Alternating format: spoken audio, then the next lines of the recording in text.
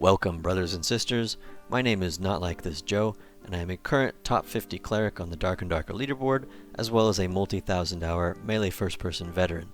Today, I'm going to show you all the different types of dodges and body manipulations, and then I'll go through every single normal enemy in the game. Remember, at 1,000 subs, I'll do a face reveal, and let's get to it. So there are many factors that will affect your decision on what dodge to use. For example, the type of enemy you're facing, your movement speed, how much space you have, what the situation is, any surrounding mobs, and of course, your familiarity with body manipulation within video games.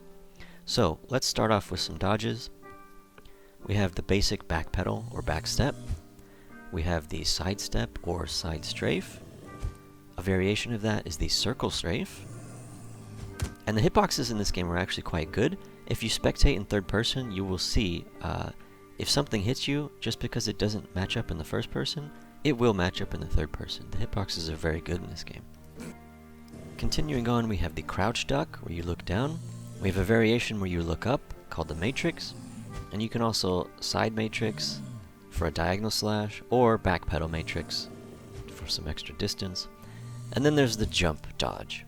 Now, jump dodges, like many other dodges, can be done in multiple directions and in multiple variations. You can also crouch jump to jump over some attacks. Just keep in mind, once you've jumped and your feet have left the ground, you are in motion and you can't change that motion in midair. Alright, let's move on. Thank you, Steve. Alright, mummies are pretty easy. They have a right swing, a left swing, and a lunge. The lunge, just don't backpedal because that's what it punishes. So, if he swings from his left, you go left.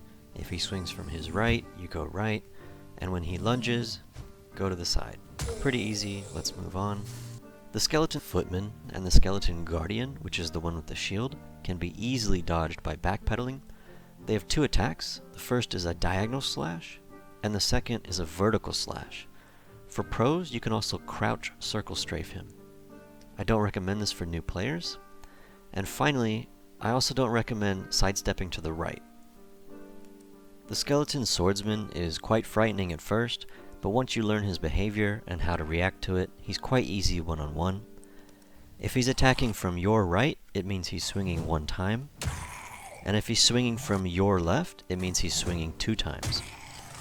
Both attacks can easily be dodged by crouch ducking looking down, or by matrixing and looking up. Simply attack him in between his swings. Keep in mind this must be done on even, level ground, or you must be below him. Another enemy that's terrifying at first, yet becomes easy once you learn his behavior, is the Goblin Axeman. He has 2 attacks, this far-reaching lunging attack, which punishes backpedaling. It can be easily circle strafed like this. And his second attack is a horizontal slash, which again can be dodged by circle strafing to the left.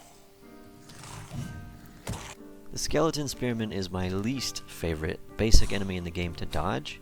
His first 2 attacks are easy to circle strafe left, but his third one has fantastic tracking and will usually hit you even with fast movement.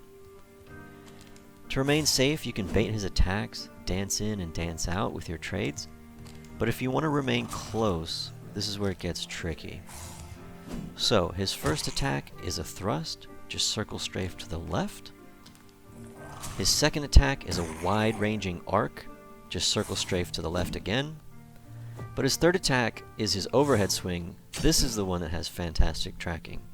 I don't recommend staying close, but if you do, just trade with him. Don't try to dodge this.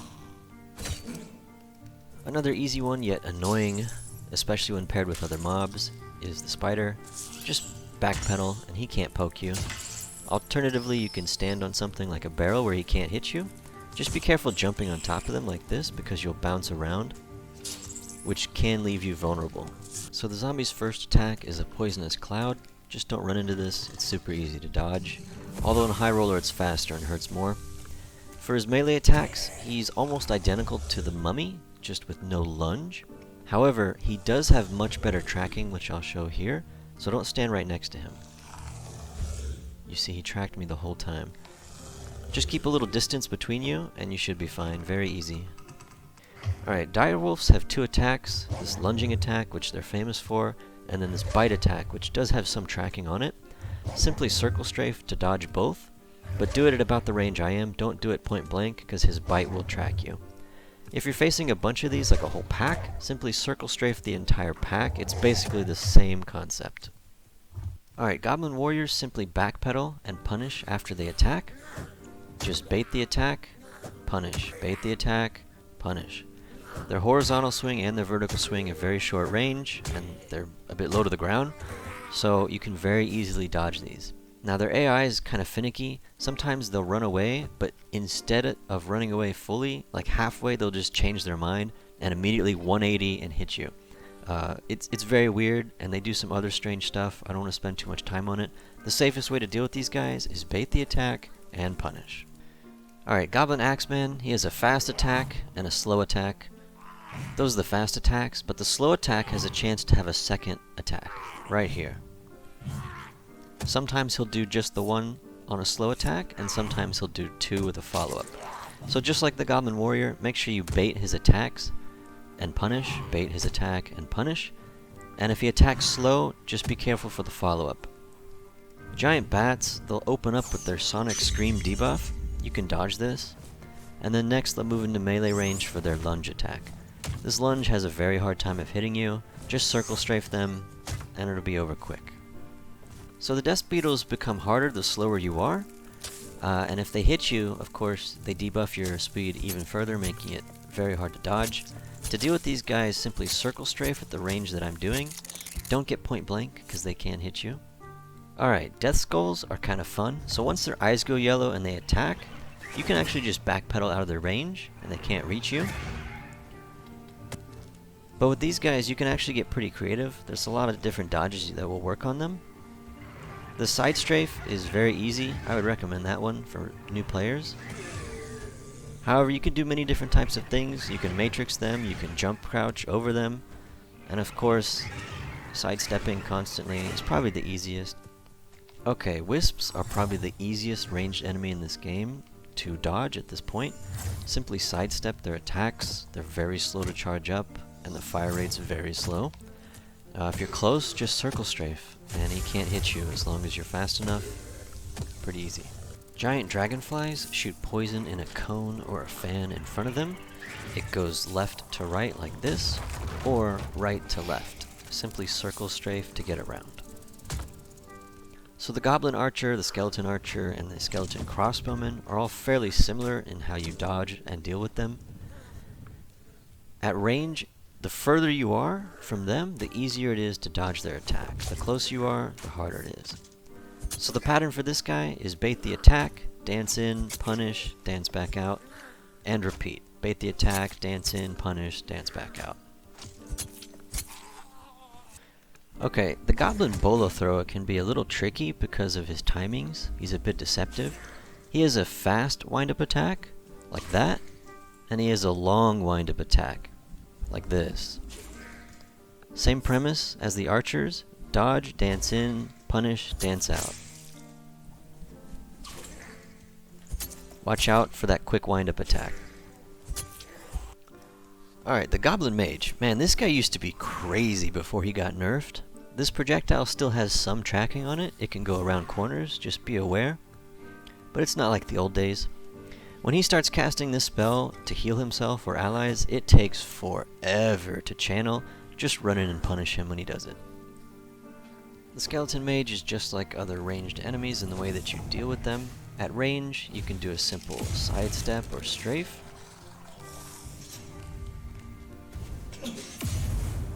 Same pattern as the archers: dodge the ranged attack, run in, punish, run back out, and repeat. Alright, if you're new to this game and you're playing a really slow class and you don't want to risk dancing in and out, I recommend you pull him to the edge of a wall like this, and then get him to fireball himself. Alright, skeleton archers, one thing to note is sometimes they will fire twice, just like that, and sometimes they'll fire once. Just be aware of this. If you're going to dance in after one shot, there could be a second shot and you might need to bait that out. Now I'm just going to run around this room trying to dodge all these arrows and bolts being shot at me, just to give you an idea of arrow dodging. So the skeleton crossbowman has a very short time to shoot, as you can see, but his recovery period to reload is very long. As long as you bait out that first attack, he's just like all the other archers, except you have more time to kill him. A skeleton crossbowman is most dangerous if you don't notice him. Alright, you guys get the idea. If you guys are still around this late in the video, I just want to personally thank you, especially on a small YouTuber's channel. I mean, I only have one video. We've got less than 1,000 views. So if you're here, thank you. This video did take a while to make, as you can see. My meme rogue is level 6. I hate to admit it. But hey, if you're still here, I want to give you another mini guide at the end of this dodging guide. I'm going to call it Advanced Mob Control. Alright, we'll start out quick and fast. You can kite mobs around the map to your advantage, taking them into various obstacles. The next level up is using mobs against each other. The easiest is probably the skeleton mage.